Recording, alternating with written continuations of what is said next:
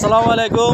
Hi guys, আপনারা দেখতেছেন এখন এই যে সারা বিশ্ব আতঙ্কিত এখন সে যে রাসেল ভাইপার, সেটা এখন আমাদের লক্ষ্মীপুর জেলা কমলনগর উপজেলা মাতাব্বরহাট নদীর পাড়ে দেখতেছেন। এটা দেখার জন্য কত দূর দূরান্ত থেকে মানুষ আসতেছে, আপনারা দেখতেছেন। এটা এখন বর্তমানে এখন ওয়েস্টার্ন মাঠের ভিতরে আছে। আমরা অনেক মানুষ এখানে ভিড় জমাইছে অনেকে এই সাপটা দেখার জন্য। হ্যাঁ, এই যে ইউসুফ মাঝি সহকারে সাপ অনেক সাহসী এবং কি অনেক যেটা দেখতেছেন অনেক বিষাক্ত সাপ। এটার পাশে কেউ নাম শুনলো এটার 1 গ্রাম ছেড়ে মানুষ চলে যায়, আর অথচ ওনারা অনেক সাহসিকতা নিয়ে এই যে পানির ভিতরে নেমে সাপটাকে মেরেছে। দাও ক্যামেরাটা দাও, দেখা সবাই। এখন এটা দেখতেছেন আপনারা, এটার ভিতরে এখনো বাচ্চা আছে। এই যে ফ্যাটটা এখনো মোটা অনেক, সময়টা এখনো হয় না। এই সময়ে কিন্তু যার ভিতরে এই যে দেখতেছেন কালকে জোয়ারের পানি কিন্তু বেশি ছিল আর কি। এখন এটা কাটালের পানির জোয়ারের পানির কারণে অনেক পানি হয়েছে। ওই পানির সাথে আমার মনে হয় যে যত সম্ভব নামা থেকে এবং কি দক্ষিণ থেকে সাপটা ভেসে এসেছে। হ্যাঁ, উজান থেকে হোক যে মানে পানি উঠে গেছে, উঠাতে পানি নামাতে এই রাত্রে সাপটা আসছে যেভাবে।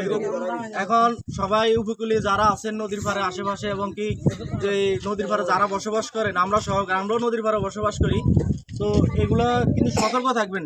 কারণ এই পানির সাথে সাপ এটা একাই আসে না, কিন্তু হয়তো আরো তার সঙ্গবাঙ্গ নিয়ে আসছে। তো হয়তো যেভাবে পারছে, যেখানে দিয়ে পারছে ওইখানে হয়তো মানে কিনে চাপে গেছে এবং উপরে উঠে গেছে। তো নদীর পাড়ে যারা ঘুরতে আসেন তারাও সাবধানে থাকবেন, সতর্ক থাকবেন। আর এই রাসেল ভাইপার কিন্তু এটা খুবই আতঙ্ক। এটা এখন পুরা বিশ্ব কাঁপাইতেছে এবং সব জায়গাতে এটার একটা আতঙ্কিত নাম। ঠিকানাটা ভাই হচ্ছে লক্ষ্মীপুর জেলা কমলনগর উপজেলা 2 নং মাতাব্বরহাট নদীর পাড় খেওয়া ঘাটে আর কি। যে লঞ্চ ঘাট, যেটা একটা সাইনবোর্ড আছে ওইখানে মাতাব্বরহাট লঞ্চ ঘাট এটাকে বলা হয়। আর এটা হচ্ছে আপনার এলাকা। যে এটা এখন দেখতেছেন এই যে ওয়েস্টার্নের একটা মাঠ আর কি। ম্যানেজার জিএম স্যারের সাপটা দেখতে চাইছিল, তাই ওখানে নেওয়া হয়েছে। আর এখন অনেক মানুষ সকাল ধরে এখানে ভিড় জমাইছে সাপটা দেখার জন্য, যেহেতু এটা অনেক বিষাক্ত। এই যে ওই লোকটা রয়েছে, নামটা ইউসুফ মাঝি, উনিও কিন্তু সাপটা মারছে। দেখতেছেন ভিজা, উনি একদম ভিজা শরীর নিয়ে পানির ভিতরে নেমে গিয়ে অনেক রিক্সের উপর উনি সাপটা মেরেছে। এমনকি ওনার সাহসিকতা আমরা ধন্যবাদ জানাতে হয়, কারণ এরকম এই অবস্থা মানুষের সাপের নাম শুনলেও মানুষ আতঙ্কিত হয়ে যায়। আর উনি সাহস করে পানির ভিতরে নেমে তো সাপটার নাম দিতে সক্ষম হয়েছে। সবাই